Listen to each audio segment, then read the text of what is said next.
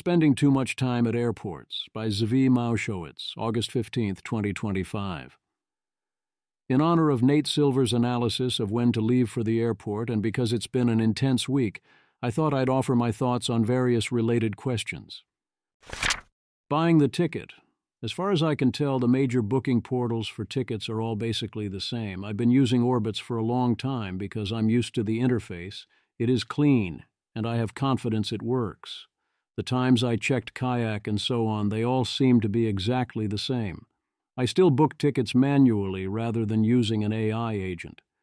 There isn't much time to plausibly save, and by the time I fully express preferences and enter my information anew, I might as well have just done it myself.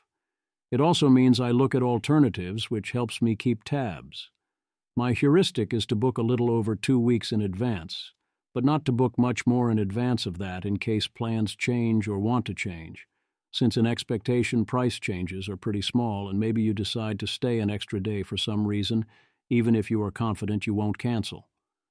I almost always book the minimum flight, basic economy, whether or not I am paying. There is so little to be gained from moving up compared to the price. What I will pay a substantial amount for are non-stop flights, since connections create bad luck surface you don't want. Flights at the right time of day so I don't lose a bunch of sleep or work for no reason, and avoiding terrible airlines with only minor preference between the normal options. Terrible airlines mostly means avoiding Spirit and other bargain options. I've given up on caring about frequent flyer programs. I'll still enter my information because who knows, but they've raised the barriers a lot and I don't fly as often as I used to, and they frequently don't even offer credit at all for basic economy. That last point seems like an obvious mistake by the airlines. Planning to spend time at the airport. You intentionally can spend a bunch of time at airports without spending too much time, per flight, at airports, unless that extra time is expensive for you in some fashion. Maya. Something that the evil efficiency freaks on this place don't understand is that spending time at the airport is fun. Elizabeth Van Nostrand.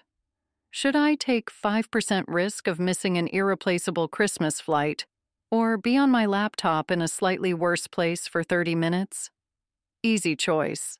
Airport time beyond that first walk-around period is not as fun or productive as time at home. It is still, for the most part, totally fine. You have your laptop and your phone. If wise, you have your headphones. You bring a book. You can go for a stroll. You have an excuse to relax and reset. The bigger your buffer, the more relaxing it is. Unless you are extremely pressed for time, the number of flights you should miss is essentially zero. The food at the airport is not ideal, and it is more expensive than usual, but even if you do end up eating there, so long as you have an option, you don't mind the cost in absolute terms is quite low. You should scout this ahead of time. I have notes for all the New York airports. The reason not to spend that much time at airports, even though that time is cheap and you want to mostly never miss a flight that is expensive to miss, not all of them are, is that you don't have to spend a full 2 hours to get your risk near zero. When to head to the airport. Nate Silver, taker of many flights and cruncher of many numbers, tells us when we need to arrive at the airport. As he says, the standard advice of allowing 2 hours before a domestic flight makes absolutely no sense in today's world. Nate Silver. My default is to allocate 60 minutes, 1 hour, not 2, from walking through the airport doors until departure time. There are several important assumptions behind this, however, which usually fit my circumstances but might not match yours. I'm flying within the United States. I have some form of expedited security, clear, TSA pre-check, or the priority lane. I'm not checking bags. And there are some reasonable backups if I miss the flight, as is almost always the case, since I mostly fly from New York to other major cities and have decent status on some of the big carriers. This won't give you much time to hang out, but it's enough of a buffer that you're very unlikely to miss your flight. There are more things that can add time to the baseline than subtract from it, however. So let's consider those complications. I, also a taker of a reasonable number of flights and a cruncher of many numbers, agree with this. 1 hour from arrival at the terminal is very safe in 2025 in American airports. Maybe add on a few minutes each for lack of pre-check, more if it's a big travel day too, and the need to check bags, but realistically no. An hour is still fine even if you are trying to maintain full peace of mind. Maybe, as he notes, add another 15 minutes if you're in an especially slow-to-navigate airport, or if you have kids with you or are otherwise going to move slow. If missing the flight is an epic disaster, as in there are no backups and you lose an entire day, then you do want to allocate some extra time, but that extra time is more about guarding against delays in the commute rather than at the airport. Kids similarly should make you leave early because they add variance getting to the airport. As we all know, the estimated travel times that Uber or Lyft shows you are often optimistic. You're rarely going to be put in too much of a pickle in, say, Pittsburgh. But New York or Los Angeles is a different story. So as a default, I'd round up that commute time by 30% if there's a reasonable likelihood of encountering traffic. This is the tricky part. You need to know the worst-case scenario for the trip to the airport. This is why I love taking trains to the airport, even when they are on average slower than a taxi. You have a safe upper bound of how long it takes. I agree that adding 30% is mostly safe enough for taxis, largely because the hour once you arrive also has a bunch of buffer in it. What about international flights? To break it down more precisely, for international travel, as a default, even if you think you're fully checked in, I'd add 20 to 40 minutes to your domestic flight baseline for international travel, depending on your general experience level with flying abroad. If you do need to visit the check-in counter, I'd add a further 15 minutes for business class and 30 minutes for coach. And if you need to clear immigration before you take off, remember, this is not true for most destinations, but the most common exception is Canada. I'd add another 30 minutes.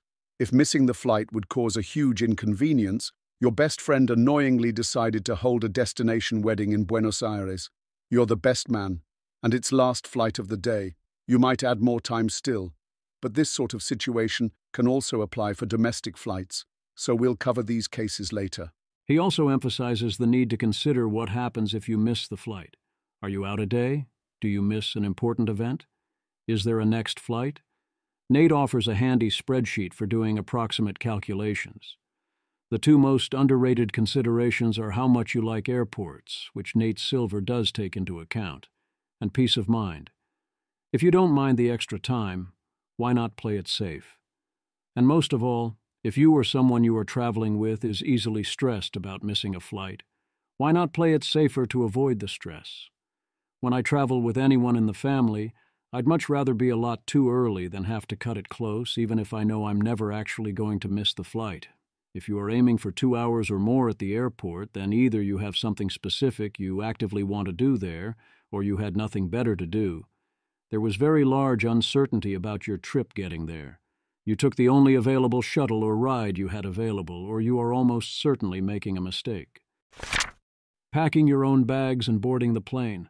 It saves you a bunch of money and time and also trouble and worry if you can move from checking bags to not checking bags, or from an overhead bags to only a backpack. Put more value on moving down a tier on this than you might think. If you have an overhead bag, you have to worry about them forcing you to check it. That means you have to aggressively board the plane, and sometimes that will not be enough, and you have to worry and argue about this. Also, they make you pay for it. If you check a bag, there is a substantial delay that can become a considerably longer one, and the probability of your luggage being lost is non-trivial. So consider this an excuse and opportunity to travel light. All aboard. If you do not need to fight for overhead bin space and are not in first class, you should consider being one of the last to board the plane. Why do you want more time in that seat instead of staying at the gate? What happens after the airport? Maxwell Tabarrok asks whether air travel is getting worse. The conclusion is that typical flights now take longer, but we pad the schedules so much that flights typically arrive early. And then we have several times as many delays of 3 hours or more, although the chances are still recorded as on the order of 1%. I very much press X to doubt based on my track record. In exchange, travel has gotten cheaper in real dollars. These days I am consistently happy with the prices I get. Part of this is I am happy to fly basic economy with no checked bags and often not even an overhead bag, so I get beneficial price discrimination, and I'd want to make sure the graphs showing constant prices incorporate average actual net prices paid. What to do in the air? Unless you have something urgent, focus on comparative advantage. You have time away from it all, or when various activities are hard to do. I've long had a rule that I don't seek out internet on the plane. The plane is an excuse to not have internet. The mistake is to try to use that time to do the things that are harder to do in the air, or less fun to do, and force them to happen anyway. The other mistake is to fiddle away the time aimlessly. The correct play is usually to take advantage of the isolation and lack of distractions. That makes some activities actively great to do. Reading books or listening to music or podcasts, if you have good headphones, are excellent picks. Watching movies is common. The screen is small, but the flight is an excuse to gain the focus that is even more important to watching movies than the big screen. You also have temporary access to movies you might not have otherwise considered, which can be exciting. So contra Tyler Cowen, I think this is typically only a small mistake. Trying to sleep is of course great if you can pull it off, but be realistic and know thyself. What about working on the plane or preparing for when you arrive? To the extent that this is necessary to get you into the right mindset, to review information you will need, or it was impossible to do earlier. Sure, go ahead. But to the extent you can take care of it ahead of time, you want to do that.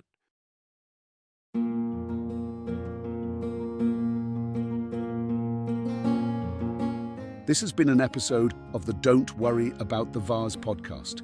If you enjoyed this podcast, please visit thezv.substack.com to support the author.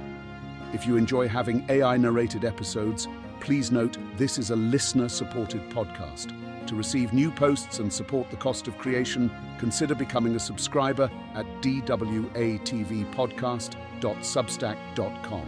Thanks for listening.